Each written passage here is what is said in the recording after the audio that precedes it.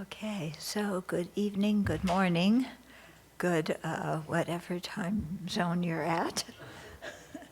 So with our spiritual longing, we have very much sought answers to some of life's deeper questions, questions that we have as to why we are alive, what the purpose of life is, what happens after we die. Is there a creator or not? Is there a soul or not? So we're very fortunate to have encountered the Buddha Dharma that replies to these queries through using logic and reasoning, that presents tenets that we can investigate using our own intelligence, that we can check out to see if they are reasonable and reliable or not. So meeting this kind of system is quite rare and very precious. So as we delve into it a little bit further today, let's do so with the same motivation that the Buddhas and Bodhisattvas have. That is to work for the full awakening of each and every sentient being, and to do that with a compassionate heart. So generate that motivation.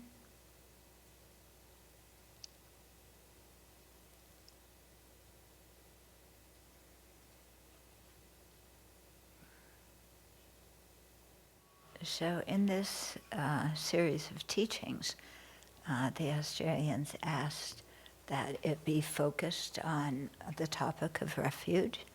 And so I've been giving one teaching every month on that topic.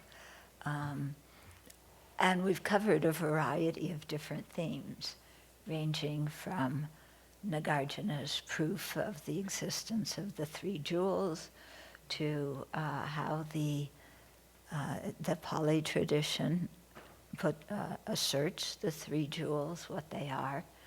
And so last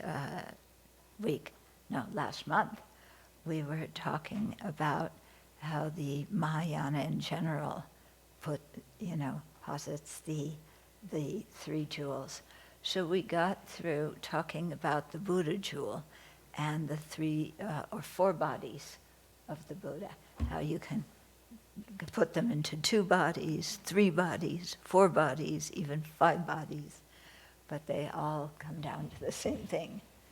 Okay, and so this week we're going to start with the Dharma Jewel and talk about what it is, and the Sangha Jewel, and then we'll go into some more topics and get also into how the Vajrayana asserts the three jewels. Okay, so the Dharma Jewel. So the ultimate Dharma Jewel, in other words, the one that is our real refuge, is the true cessations and true paths in the mind streams of the Aryas. Okay, so they've realized emptiness. They know the true nature of things. So that realization of emptiness and the, I should put it this way, the realization of emptiness is the true path, okay, which is part of the Dharma Jewel. And the true cessation that comes about because of realizing the true path is also part of the Dharma Jewel. Okay, so the last 2 of the 4 truths constitute the Dharma Jewel. Okay, now it's not that there's one true path and one true cessation. It's often worded like that. But actually, on each level of the path, that wisdom, realizing emptiness, removes forever one portion of the afflictions. So with every step on the path, starting with the path of seeing, going through the path of meditation, culminating in the path of no more learning, on each step of that, there is another true cessation that is accumulated when the true path, that realization of emptiness, eliminates another degree of defilements. Okay, so the true path is the same in all these levels. It's the same realization of emptiness. Yeah, it isn't like you realize different kinds of emptinesses or different degrees of emptiness. But what differs in the true path from one stage to the next is the power of that true path, or the ability of that true path to eliminate afflictions. Okay, so it isn't that you realize emptiness and that one realization, whammo bango, you have rid of all your defilements and that's it. Okay, so it's a gradual process, and as the wisdom grows stronger in its ability to eliminate defilements, then new true cessations come into being. Okay? So that's the ultimate Dharma Jewel. Yeah. And then the generally accepted Dharma Jewel consists of the transmitted Dharma. So this is the Dharma that the Buddha taught. So the Buddha's words, so it's often said that there's 84,000 teachings, and there's 12 branches of scripture, although sometimes they say 9 branches of scripture, so different ways of counting it. So the Buddha's words taught with compassion and skill from the Buddha's personal experience. Yeah, and so that's the transmitted Dharma. Sometimes they call it, what do they call it? There's another term for it. Anybody remember what it is? Realized Dharma and the scriptural Dharma, yeah. But I think the emphasis is not so much on scriptures. We think scriptures means texts, but the Buddha didn't write texts. Okay, the Buddha just spoke the Dharma. So, and the emphasis is that this is the teachings that has been transmitted from one generation to the next. Yeah, from the Buddha to his disciples, to their disciples, to their disciples, and down to us. Okay, so that the teachings come to us in a lineage like that. Yeah, and as I emphasize often, they were not invented last week and put in the New Age newspaper this week.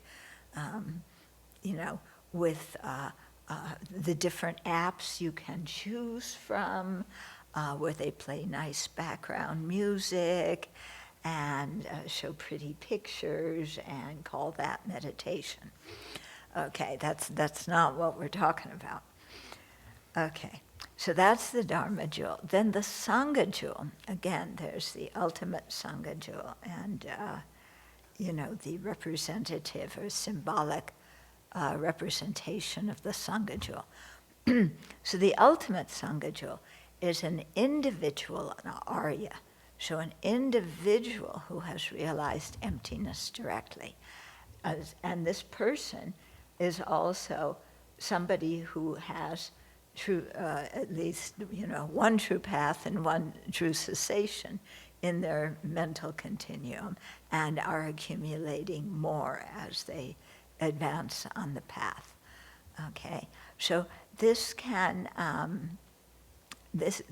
be one Arya can be the Sangha Jewel, or you can have a group of Aryas. And the Aryas could be monastics, they could also be lay people. Okay? So those are the real ones that we take refuge in. Okay, the Sangha Jewel are the ones with the realizations. Okay. Then we have a symbolic representation of the Sangha Jewel. Yeah, and that is a group of 4 more fully ordained nuns or 4 more fully ordained monks. Okay, so those 4, may be Aryas, they may not be Aryas. Okay, but they are the symbolic representation of the Aryas because they, have the precepts in their mental continuum, and they are practicing the Dharma with a sincere motivation. So some may have realizations, many of them may not, but when you have a group of them together, then they represent the ultimate Sangha. Now, you might say, why 4? Why not 3? Why not 5? Why not 25? Okay. Because in the Vinaya, there are a certain number of fully ordained people required to do different kinds of actions. So some actions you just do by yourself as an individual monastic, some you do with a partner, some you need 4 people or 5 people or 10 people or 40 people.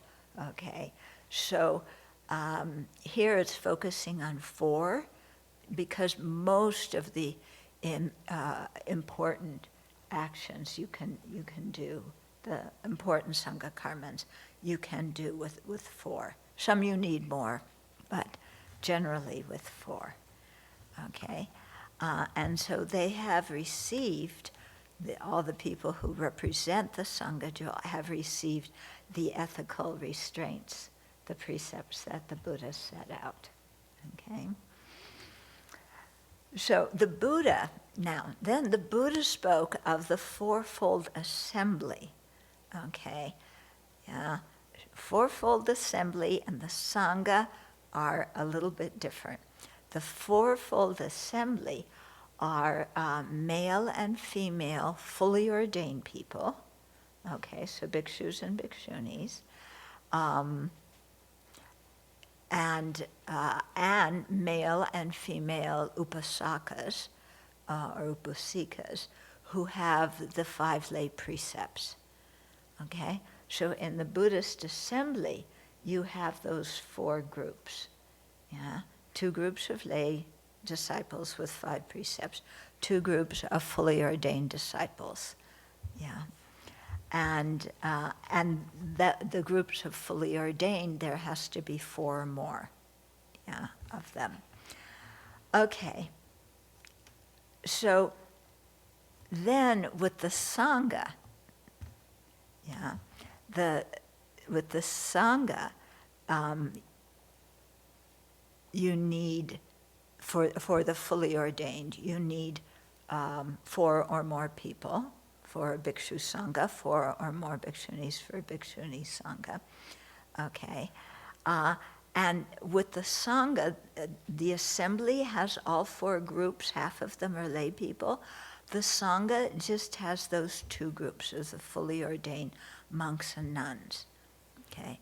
Now, this term sangha is thrown around a lot in the West. Okay. In Asia, it has a very particular meaning, and it refers to the monastic community. Yeah.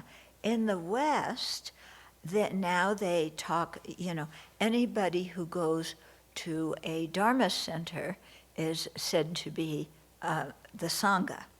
Okay. That's not how the term is used in Asia. Yeah. And I remember once being at a teaching where somebody asked His Holiness a question about the Sangha, and he was answering it from his meaning, and the person who was asking it was thinking of everybody who walks into a Buddhist center Yeah, whether they're Buddhist or not, whether they practice or not, whether they hold precepts or not, are considered Sangha.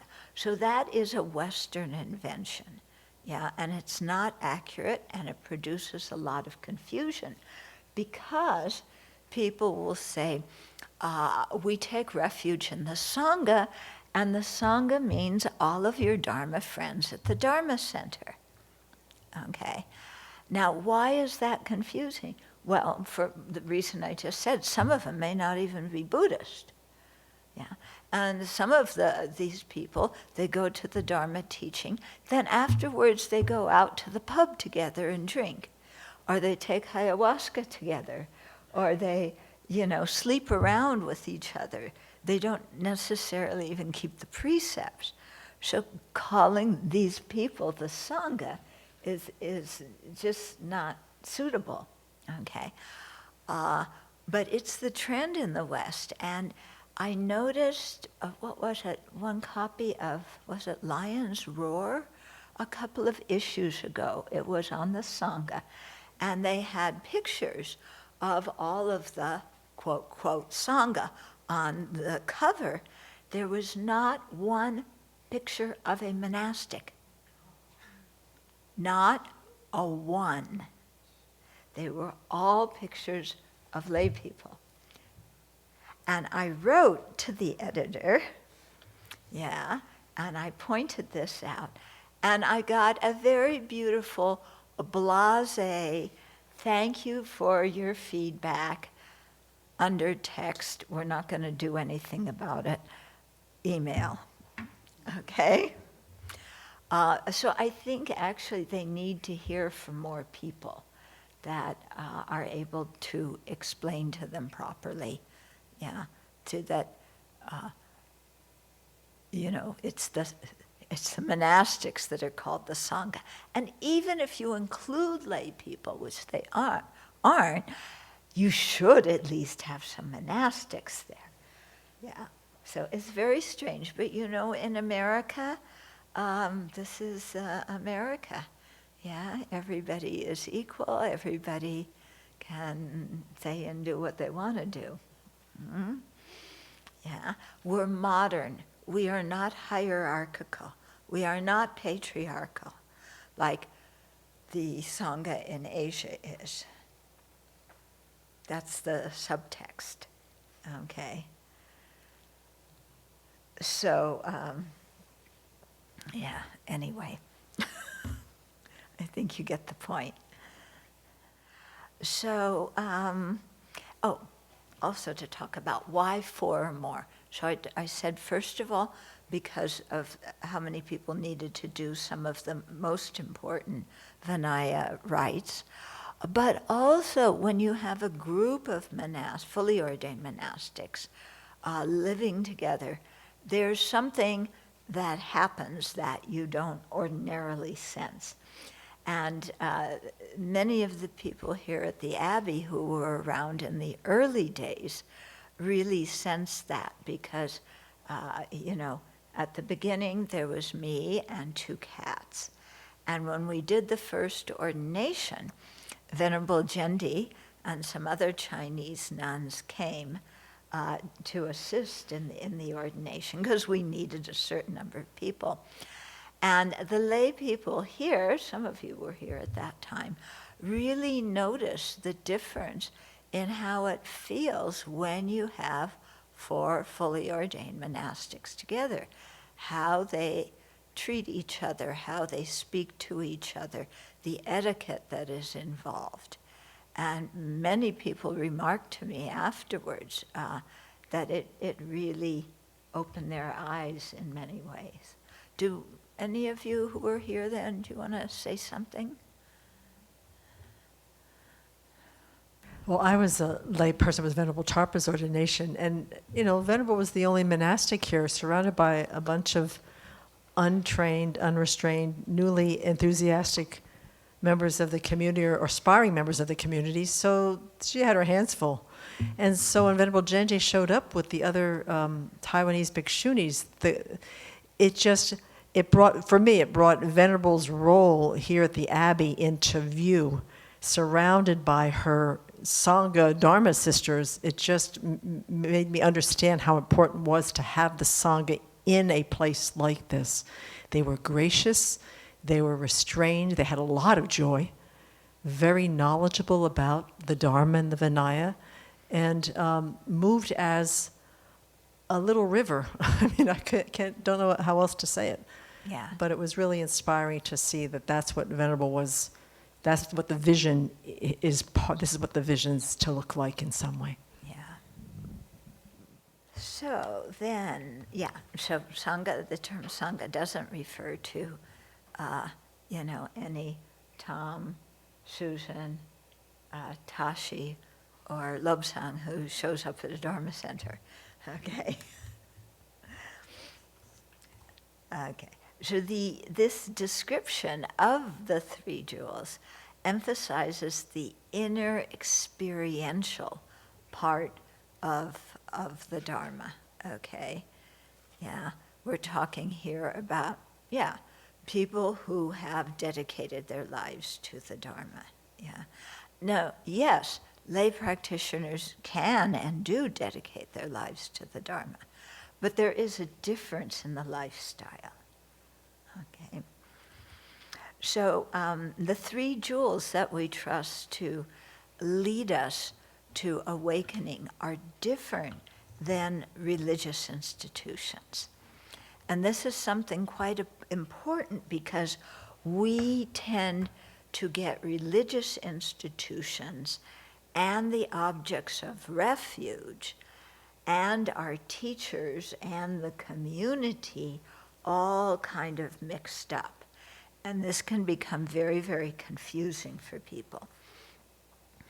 Okay, because the actual three jewels that are the objects of refuge are completely pure and unpolluted. And they don't change through time. I mean, I should say maybe the definitions of who they are don't change through time. And they are things that we can rely on, that have realizations or are realizations to lead us on the path. Okay? Religious institutions are different. Religious institutions are set up by human beings. Some human beings may be Aryas, some human beings may not be. Even the human beings that are Aryas, some are skilled in administration, others are not. Just because you're an Arya doesn't mean you know how to run a religious institution.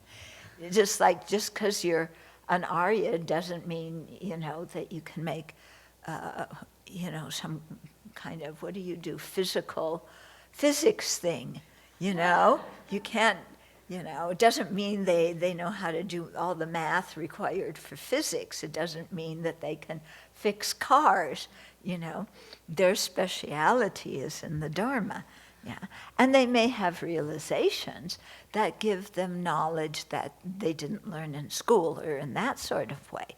But, they're really looking at the experiential side of the Dharma. Institutions are created by human beings in order to make a societally acceptable definition of what is the religion. Okay? Because the Buddha taught, and then of course all these different Buddhist traditions arose. Yeah? So there are many different Buddhist institutions, in the different traditions. Even in one tradition, there's many institutions. A monastery is an institution, an abbey is an institution, a nunnery is an institution, a Dharma center is an institution, and the institutions are set up, to hold the Dharma and to facilitate passing on the lineage, to facilitate welcoming new people who want to learn the teachings, So the purpose of the institution is to help people become awakened. Yeah? That's the deeper purpose of the religious institutions. However, since religious institutions are formed by human beings, human motivations get connected and mixed up with them, human wishes, human attachment to reputation, human desire for resources and money to propagate the teachings, and all these other things become involved in the religion, in the institution. And then, of course, the institution has rules, you know. If you're going to be a member of this institution, then kind of this is how you should act, or, you know, these kinds of things. So Buddhism does not have a catechism. Nobody has to raise their right hand and say, I solemnly swear, you know, to whatever it is, yeah, to be called a Buddhist, to, you know. In some religions, there is a catechism, and you have to say that you're following that catechism in order to be a member of the religious institution. Yeah, Buddhism is much more fluid than that. Yeah, and we say people are Buddhists if they have taken refuge. Yeah, so it's not being a card-carrying member of an institution that makes you a Buddhist. It's in your heart whether you've taken refuge in the three jewels or not. Okay, and institutions, yeah, they are complicated. Yeah, the layout of the three jewels is not so complicated. You know, I mean, if you have realizations, you have them. If you don't, you don't. But the institutions get very complicated because they involve ordinary human beings. And so people, you know, it's like government institutions too get complicated. Yeah, we have you know, every country has its own version of a constitution, and yet how people interpret it is different, and some people want power so they go around the rules, or they do something under the table or up in the clouds or something like that to get resources and power. You get politics involved, who's been nice to me, who hasn't been nice, who agrees with me, who hasn't agreed with me. So all these kinds of things. But it's very important in our spiritual practice to differentiate these two, okay? Why? Because, as we know, scandals occur in religious institutions.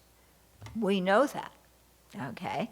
Australia, the US, we both have the Catholic Church, yeah, for example. And in the last, 2 decades, the number of scandals in the Catholic Church have just exploded, okay? Does that mean that Catholicism as a religion does not help people, that it's bad? No, it doesn't mean that. It can help people, yeah? Does that mean that everybody who calls themselves a Catholic or who works in the institution practices purely? No, it does not mean that. Okay? So the reason it's important to differentiate these is because if you confuse your objects of refuge with the institution, when the institution does not act properly, or somebody in the institution or representing the institution does not act properly, if we don't separate them, then we could just say, well, all of Catholicism is bad, all of Buddhism is bad, you know. And I know people who have returned their monastic precepts when scandals have arisen in, in the Buddhist institution, or people who lose faith in the three jewels because of what individuals who are not Buddhas do, okay? And so that loss of faith and that confusion in the mind of people who come to Buddhism or Catholicism or whatever it is with a pure wish to grow spiritually, they easily become cynical. They abandon the religion. They think everything is corrupt. And that is not actually a correct perception on their part, okay? In other words, because somebody in the institution failed doesn't mean that all of Buddhism is bad, and the three jewels don't exist or they don't lead to awakening, okay? It doesn't mean that. But people who haven't separated the three jewels of refuge from Buddhist institutions and members of those institutions, this can happen to them because of the scandals. And that's really a tragedy when that happens, because it adversely influences people for many future lifetimes. Yeah? And so, okay, kind of being disillusioned one lifetime is one thing, but if it turns people away from the Dharma in many lifetimes, that is really tragic. Yeah? So it's important that people in their own minds are able to separate these two. Okay? If you can, then whatever happens in the institution doesn't make you lose faith, and in fact, it can make you practice with more diligence, because you realize if that person in the institution fell down, what about me? I can easily fall down.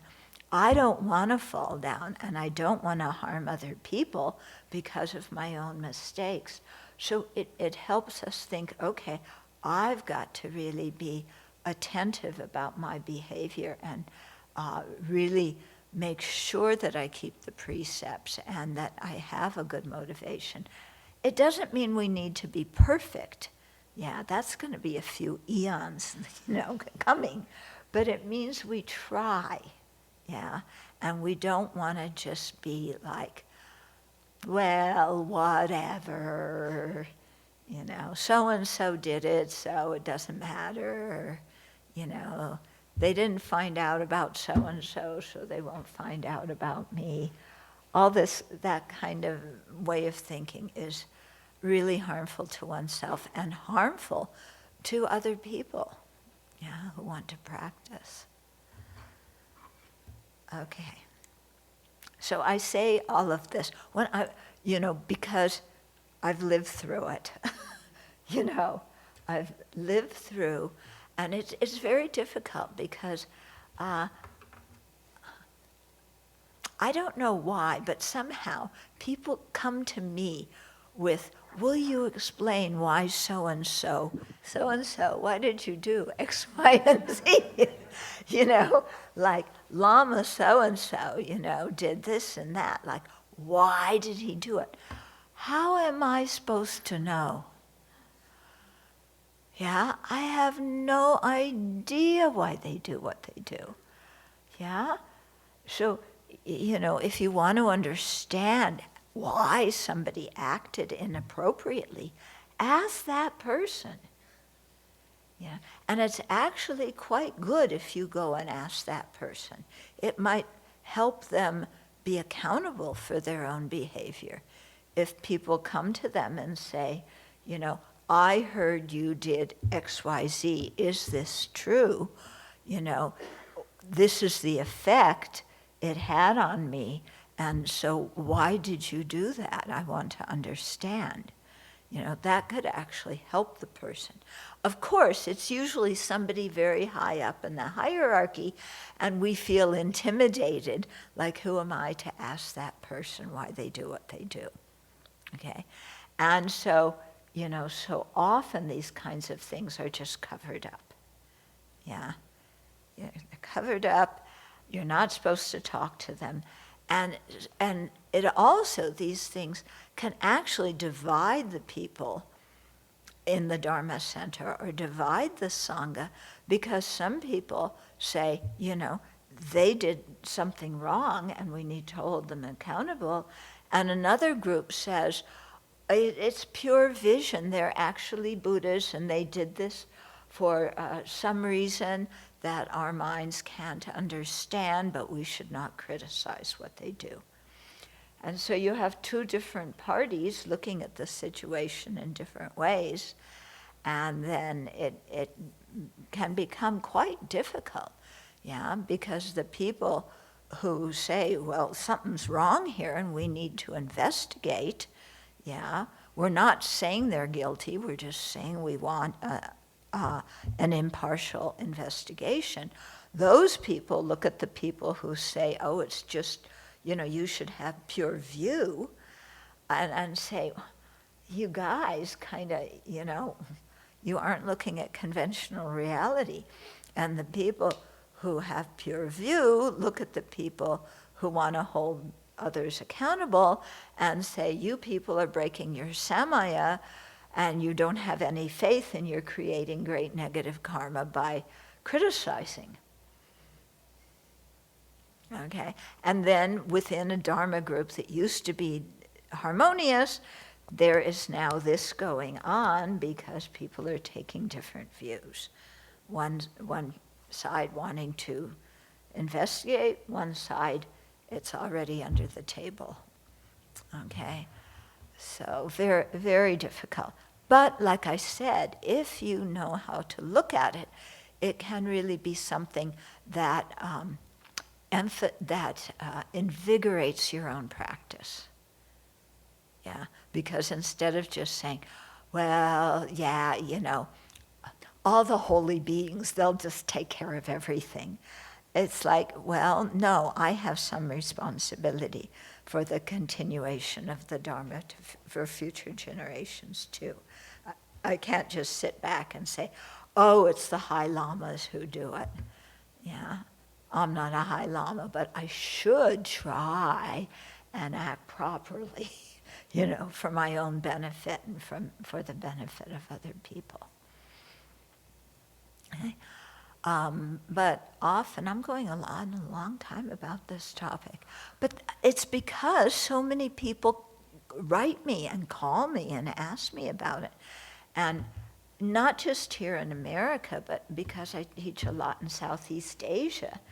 The people in Malaysia call me, and the people in Taiwan call me, and it's like, what's going on, and what's happening, and who can hold these people accountable, and why doesn't the Dalai Lama say something? And how can I answer?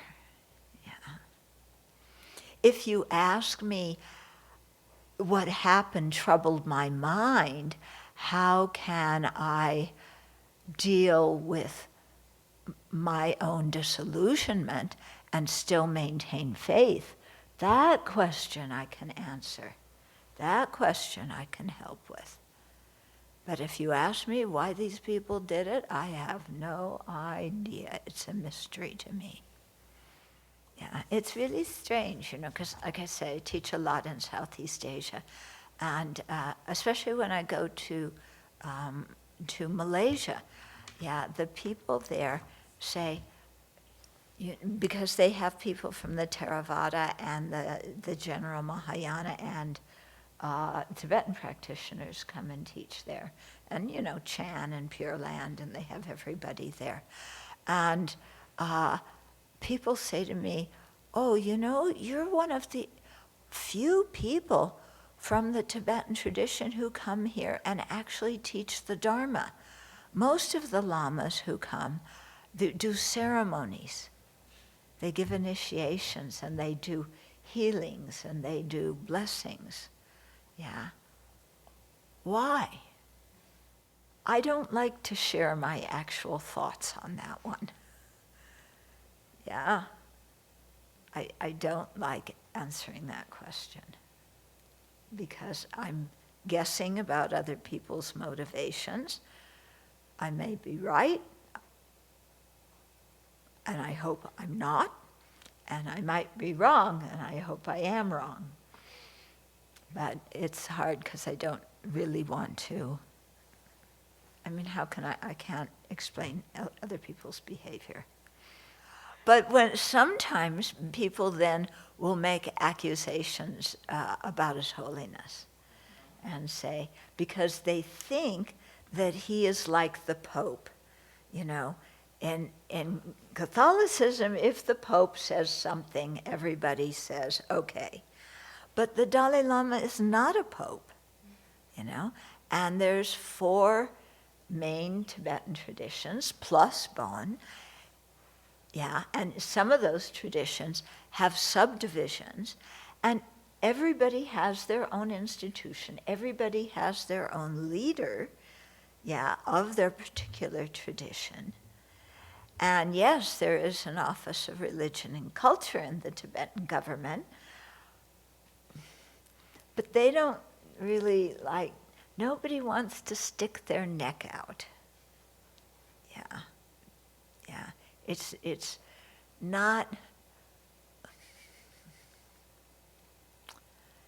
not what you do. Yeah, you just don't talk bad about anybody who has a lot of titles. And so that makes it difficult, yeah. And really so much confusion. But when people say, you know, why doesn't His Holiness do something, then I have to explain, what can he do? As he usually says, he teaches and he tells people what the correct behavior is. And he says, if people don't listen to my teachings, they're certainly not going to listen if I write to them now. Which is true. On the other hand, you know, then it looks like to other people that there's no accountability for this. Yeah, and it probably gets into the minds of some people that, yeah, you know, they don't hold so-and-so accountable, so I can act in the same way. Okay, so we should not think like those people. Yeah, we came, this is important, we came to learn the Dharma. We did not come to get involved in religious politics, okay, or in Tibetan politics. You know, a few years ago there was a big hoopla about this one big issue. We don't have to get involved. That's not why we came. We didn't come to Buddhism to learn, you know, politics, to learn how to make Tibetan tea, or menmomos. You know, we came to Buddhism for the beautiful teachings of the Buddha. And the rest, we mind our own business. That, you know, is the responsibility of the people whose institution it is.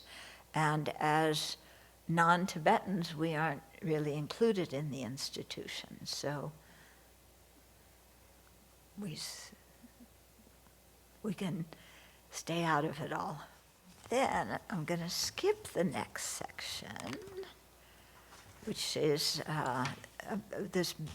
It's very beautiful, and when we get to actually going through this chapter slowly, we'll do this section about the 8 excellent qualities of the Buddha Jewel, 8 qualities of the Dharma, 8 of the Sangha Jewel. And then the topic of final and provisional refuge, which can be quite confusing. But it's probably simple, but I got really confused when writing that part of it. And Venerable Sangha Kajro was helping me, and she got confused too. So we were, I think, Yeah. Did you come to the rescue on that one and set us straight? Yeah. Yeah, it's confusing. So we're going to go on to the 3 jewels according to the Vajra Vehicle. Okay. So here's another thing, okay? I have another soapbox that I'm going to stand on. Many people in the West, another Western misconception, they say there's 3 traditions of Buddhism: Vipassana, Zen, and Vajrayana. Those are the 3 Buddhist vehicles. Yeah, 3 Buddhist traditions. No, it's not like that. And it was very interesting. Many years ago, there was a big conference of Buddhist teachers at the Garrison Institute, and I went, and Gelek Rinpoche was alive at that time, and he gave a talk explaining to people how Vipassana, Zen, and Vajrayana are not the 3 vehicles, yeah, or the 3 traditions of Buddhism. He explained it very clearly. Then, in the next talk, the person went back to the usual way of speaking of it, which isn't correct. You know, what Gelek Rinpoche said didn't stick with this person. So I try and say this as often as I can, in the hopes that maybe once in a while it sticks with somebody. Okay, so first of all, Vipassana. Vipassana is not a type of Buddhism, okay? It is a meditation technique. Every Buddhist tradition has its own type of Vipassana meditation. So it's not correct to say, you know, I practice Vipassana, referring to the insight. What's the name of it, you know? Yeah, what? Insight meditation. Yeah, insight meditation. So, yeah, insight meditation, actually every single tradition has insight meditation. Yeah. What people often call Vipassana is actually Theravada Buddhism, yeah, that was learned by a group of young Westerners back in the 60s and 70s who liked the meditation technique of Vipassana taught in the Theravada. And they brought that meditation technique back to the West, and they started teaching it, calling it Vipassana.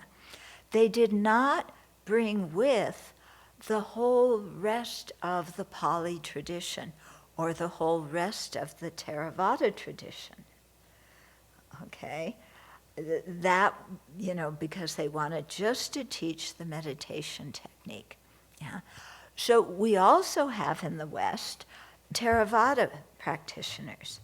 And those are the people who usually have monasteries. They'll have some Dharma centers, but they'll have monastics, you know, the monastics that are ordained in the Theravada, or what we often call the Pali tradition. Okay? So the insight meditation, the Vipassana people actually took what they're doing from the Theravada, but didn't bring all the Theravada teachings to the West with them. Okay, is that clear? Okay, then the next tradition is Chan, or Zen. Chan is the Chinese word. Zen is the Japanese word. Yeah, actually. So we actually had the first tradition should be Theravada. Then the second tradition is Mahayana. Mahayana is based on the Theravada. Actually, what I prefer to do is call it the fundamental vehicle. Okay, there's so many different names you can get confused.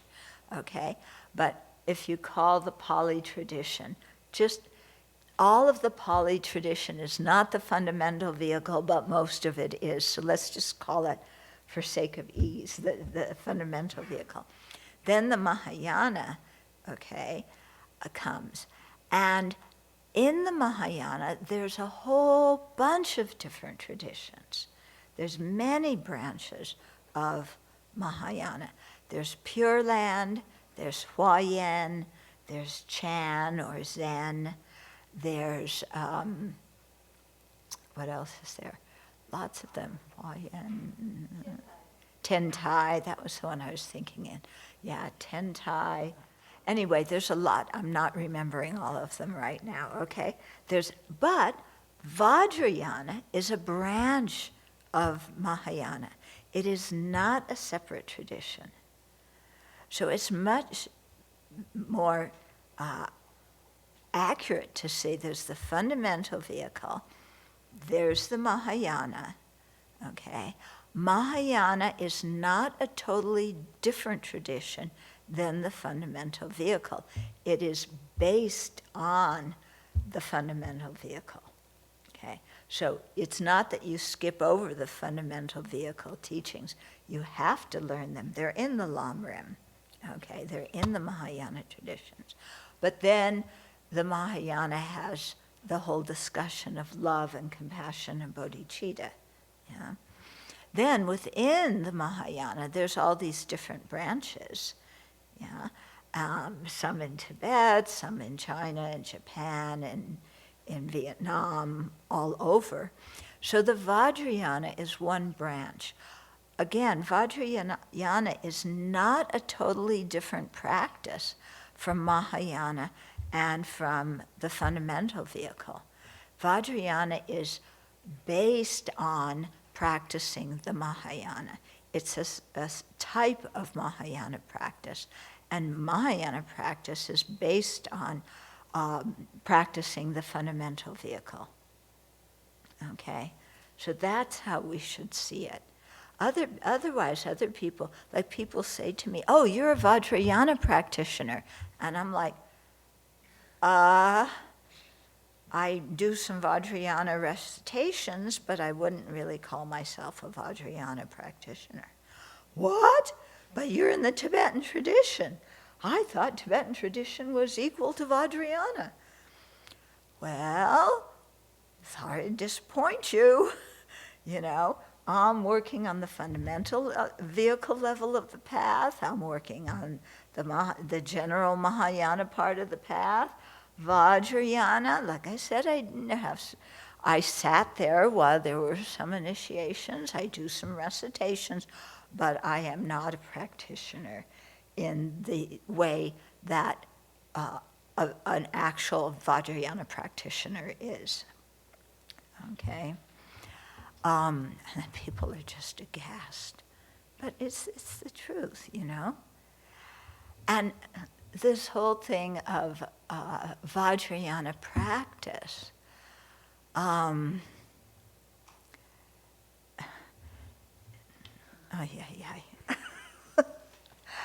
have several soapboxes, you know, and I'm about to get on another one. So many people associate Vajrayana practice with sex and alcohol. And there's a reason they do it. It's, okay, in actual Vajrayana instructions, at a certain level of the path, where you have, you know, realization of emptiness, realization of bodhicitta, you are a high-level practitioner. Then you talk with your guru. And in order to complete the final stages, then there is a consort practice, and there is taking of alcohol for certain things, yeah, to affect the channels and drops. But if you don't have those qualities, you know, and His Holiness says nowadays, probably, he looked at his hand, he said, maybe a handful of people who can do this now. You know, But if you're not that, but you do those things, yeah, then a lot of confusion can come, put it that way. At least among the Western practitioners.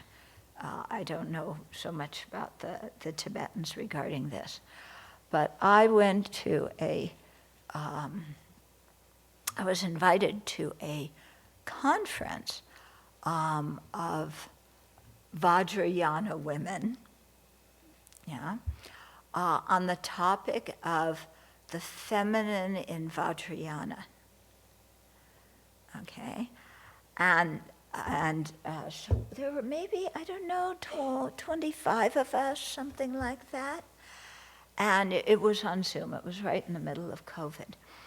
And I was very surprised at what was discussed in that conference. Yeah, I just saw a lot of confusion, yeah, because of this thing of, consort practice and people being very confused. Yeah, let me just stop there, okay? But, yeah, a lot of confusion. And at least in my opinion, yeah, there were a couple of other people from Gelu or from FPMT, and I talked to one of them afterwards. There were only maybe like 3 of us like this. I talked to one of them afterwards, and both she and I felt very out of place, because what was being discussed was above and beyond what we had anything to do with. Okay. But now we're going to talk about the 3 jewels according to the Vajra Vehicle, not according to how confused people practice it, not according to, all this stuff, but according to how it's taught in the scriptures. Okay.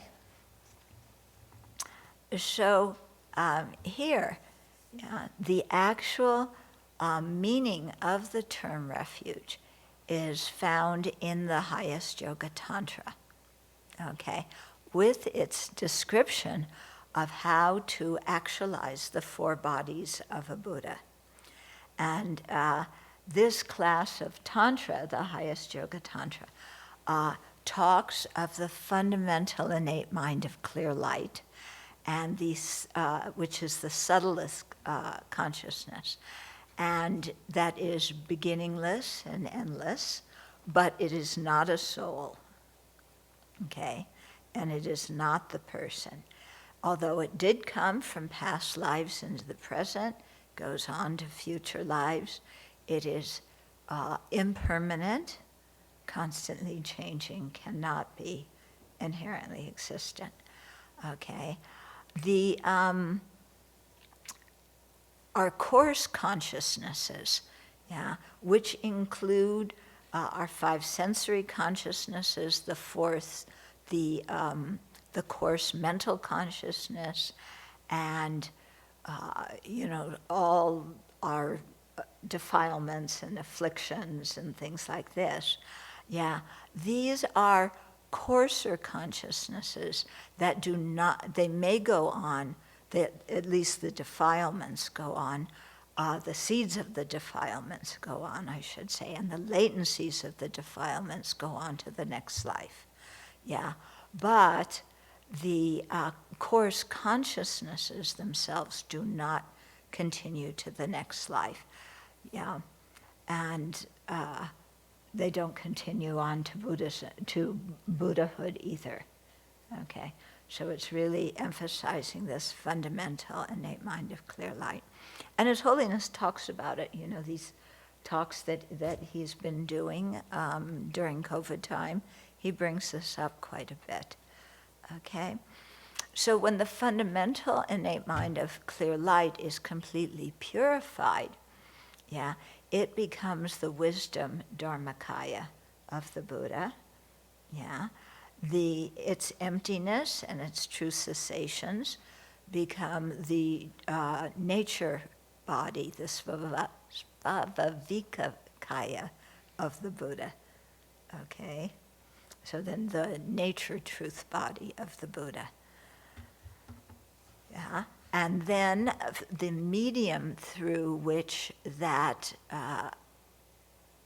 purified fundamental innate mind of clear light, which is one nature with the subtlest wind energy in the body, the way that appears to sentient beings in order to benefit them is through the Sambhogakaya, or the enjoyment body, and that's how the Buddha will benefit Arya beings in the Pure Land. And then to benefit the rest of us, they appear as the emanation body, the Nirmanakaya. Okay? So the substantial cause of the four Buddha bodies of a Buddha exists in us now. Yeah, and this is really something that Tantra explains so clearly. Yeah, because you have the fundamental innate mind of clear light, which is the source of the Buddha's wisdom dharmakaya. You have the emptiness of the mind, yeah, which when the mind is purified, the emptiness of the mind becomes the nature truth body. You have the extremely subtle mind and wind, which it enables the wisdom truth body to manifest in different forms to benefit sentient beings.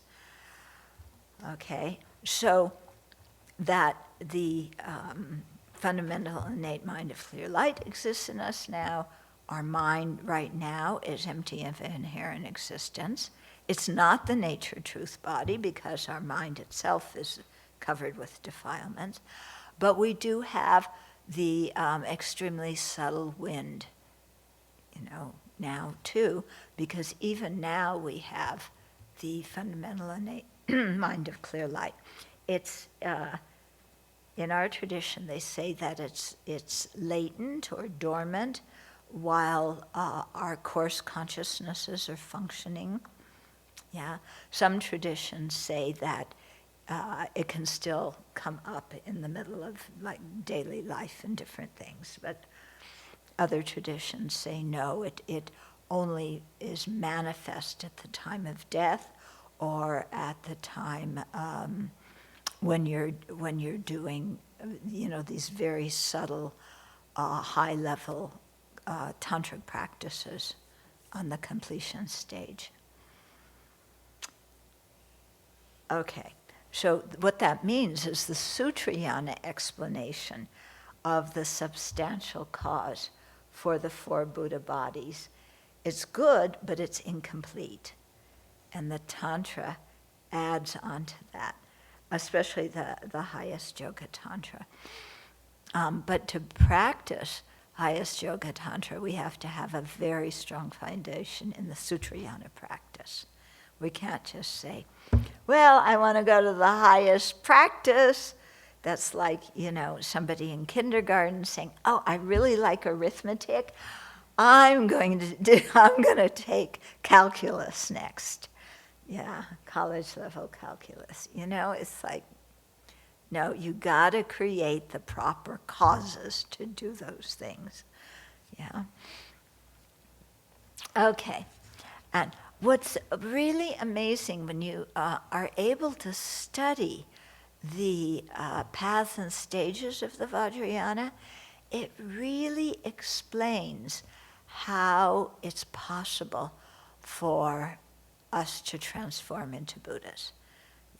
The way the explanation exists, you can see that the substantial cause exists in us right now, and that it is possible to transform that into the bodies of the Buddha. And I must say that the first time I studied the tantric paths and grounds, even though we were studying Tantric paths and grounds and these kinds of things, it was like, oh, now I believe Buddhahood's possible. You know, kind of before it was always, yeah, I believe, but how do I know the Buddha really exists? How do I know Buddhahood's really possible? But that explanation for me was like a light bulb going off that really helped me. Okay, so the 3 jewels according to the Vajrayana. The Buddha jewel includes all the Buddhas throughout the universe and all the awakened meditation deities, you know, Avalokiteshvara, Manjushri, Vajrapani, Tara, you know, all of them, Chakra Samvara, Yamantaka, Guhisamaja, all of them. Those are the Buddha jewel, okay, fully awakened. And here I should clarify, because in Chinese Buddhism, Manjushri, Medicine Buddha, Avalokiteshvara, you know, these are all said to be bodhisattvas, not Buddhas, okay? The Tibetans explain that as actually they're Buddhas appearing as bodhisattvas because that appearance as a bodhisattva, who is actually then a Sangha, an Arya Sangha member, is for the benefit of sentient beings. It creates a connection with certain sentient beings that saying that they were Buddhas doesn't, because, you know, a bodhisattva, well, bodhisattva is a little bit more like me. They aren't completely perfect. Well, they're actually much higher than we are, but, you know, if you think, well, the Buddha's just like up there, I can't approach, but bodhisattvas, yeah. So, okay, so the Dharma jewel includes the true cessations and the true paths in the mind stream of all the Aryas, okay? And here the emphasis is on the true path being the fundamental innate mind of clear light that has been transformed into the union of bliss and emptiness at the stage of the actual clear light. So in Tantra, you have 2 main stages. Generation stage, where you practice imagining yourself as the deity and being in the deity's environment with the deity's resources and companions and body and so forth. And then the complete stage, which involves, or completion stage, which involves working with the channels, winds, and drops and dissolving the gross minds into the fundamental innate mind of clear light. Okay, so you have those 2 main stages. So the true cessations and true paths in the mind stream of all Aryas, okay, with the emphasis on the true path being the fundamental innate mind of clear light that has been transformed into the union of bliss and emptiness, okay, at the stage of the actual clear light. Okay, so it's this transformation process that we've gone through, but it's a very, the actual clear light is, you are almost at Buddhahood, okay? And the mind's very, very pure at that time. So that's the emphasis on what the true path is. Yeah. And then the Sangha Jewel includes all the Arya Bodhisattvas, the supramundane heroes and heroines, so the Dakas and Dakinis. Okay. Now there are also worldly Dakas and Dakinis. Yeah, there's some kind of spirits that are Dakas and Dakinis, but here they're the Dakas and Dakinis that are supramundane, meaning that they're Aryas. Okay. And what they do is they're companions to the people who are practicing Tantra and they help them in their practice. Okay, the supramundane Dharma protectors, such as Pelden Lama, they're also considered the Sangha Jewel, yeah. So because they have that kind of realization, and all the other Aryas are part of the Sangha Jewel. Regarding the Dharma protectors, okay, it's like the Dakas and Dakitis. There's some that are supramundane, that are Aryas, and there are others that are not, that are ordinary beings. So the ordinary Dharma protectors, when we envision the tree of assembled gurus, the merit field, when we do the Lama Chopa practice, the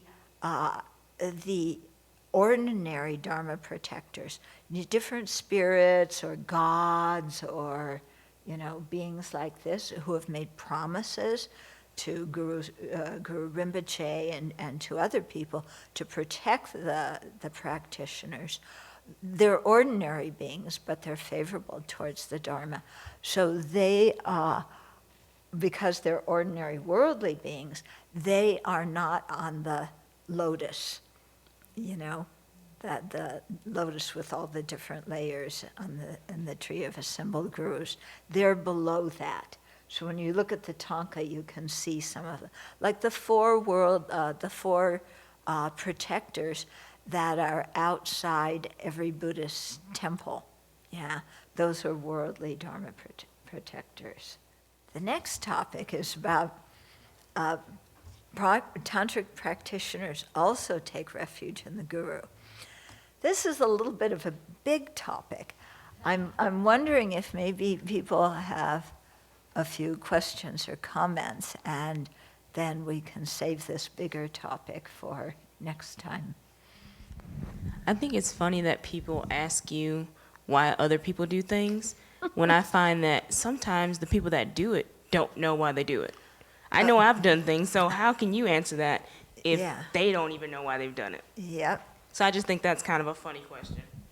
Yeah. No, that's a very good point. Very often people do things and they have no clue why they're doing them. Mm-hmm. I was wondering if you could talk more about the Buddhas appearing as bodhisattvas, so that they can take different forms to benefit beings. So like, if Tara is a Buddha, can she appear as a Buddha? Yeah, of course you can appear. If you're a Buddha, you can appear as a Buddha. No, but I mean in the traditional sense of like with a bowl and a monastic robe. The Buddha with the bowl and monastic robe is the emanation body of a Buddha. Okay, so yes, all the different Buddhas, there's many different Buddhas, all of them can make emanation bodies. Okay, so the emanation body that appears in that form, it can be like the 1,000 Buddhas of the fortunate eon who turned the Dharma in a world where the Dharma turned the wheel of Dharma in the world where the Dharma doesn't exist right now. Okay. People in Australia, feel free to ask questions. Yes, I see a hand. Good morning, Venerable. Hi. Hi. I just heard from another teaching that the definitions of the yanas, is based on the teaching of the Buddha. So the first yana is on the fundamental vehicle, on his first teaching. And then the Mahayana was like the second turning of the wheel, the second vehicle. So it's like the second teaching. And the Vajrayana was like the Diamond Sutra, the teaching of the Diamond Sutra. So they sort of classify the yana that way.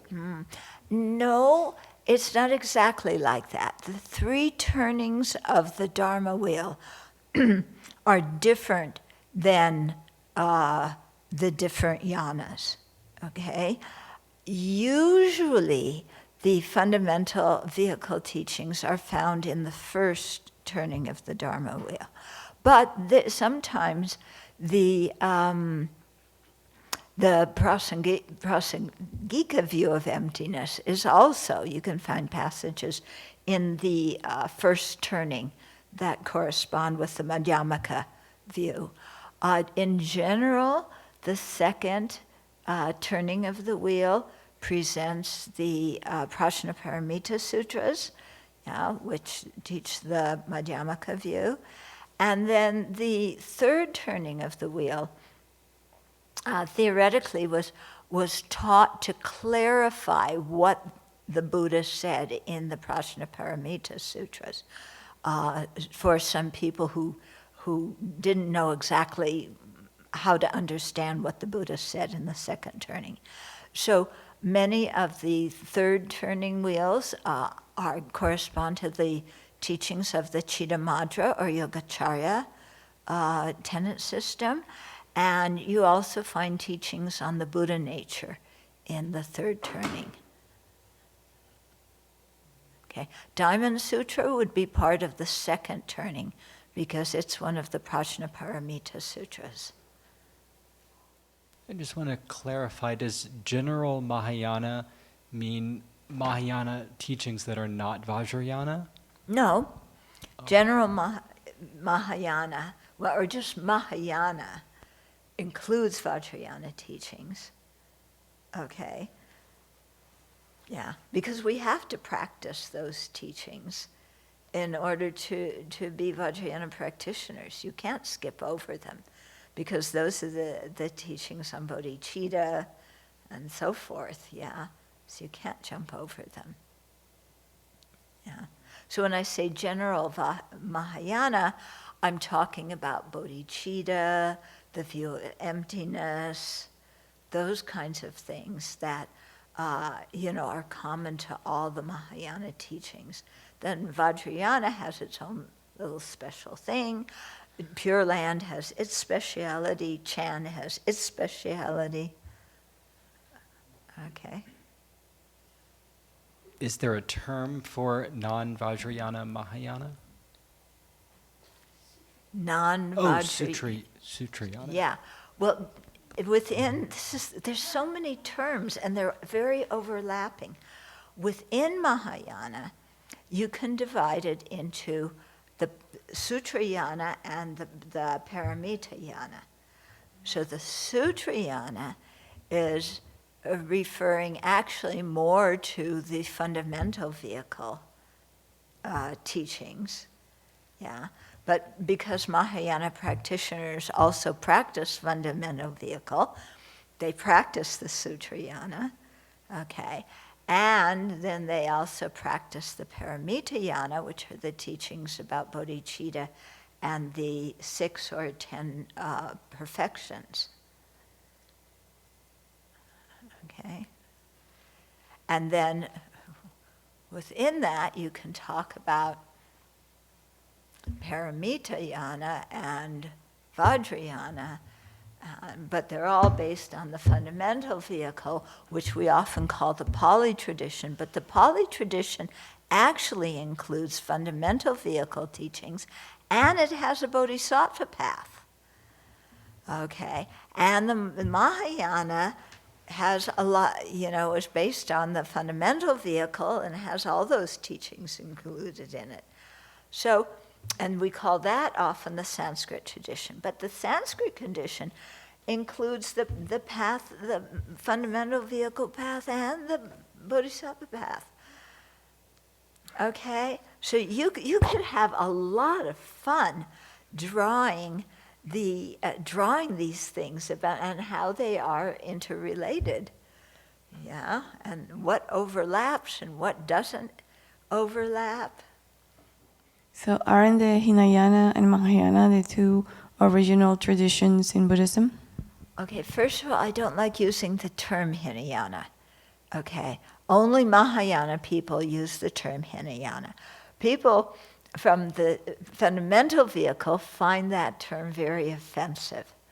And so we should abandon using it, although many people still do, and the term is found in some scriptures.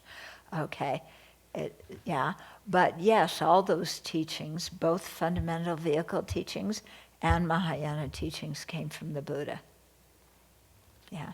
And then you have, as time went on, in India and then later in Tibet and China and Sri Lanka and everywhere, commentaries and treatises written to further elaborate and flesh out the more detailed and subtle points of the teachings. Okay. Mm-hmm. Venerable, just now they mentioned about the Bodhisattva path is found in the Theravada as well. Because several weeks ago we have a heated debate in Singapore group about whether the Theravada teach a Bodhisattva path. So is there any way that we can find the readings in any of the wisdom? Yes, if you look in Buddhism, one teacher, many traditions, there's mentions of it. It actually came out more around the 5th century AD. Dharmapala, one Pali scholar, wrote a whole treatise about the paramitas, or paramis. That's what they call them in Pali. So there's a whole treatise on it. It's translated into English. And also, if you read volume 5, let me see, is it volume 5? Yeah, In Praise of Great Compassion, it talks about, some of the Bodhisattva path as described in Fundamental Vehicle. I mean, it's got to have Bodhisattva path because the Buddha was a Bodhisattva before he became a Buddha. So they've got to have some way of describing. But what's interesting is most people don't know about it. Okay? When Bhikkhu Bodhi was the one who told me, I was so surprised. I had never heard that before. Yeah?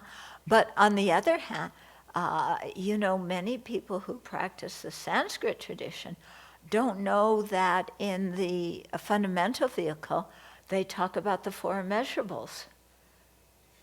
Yeah?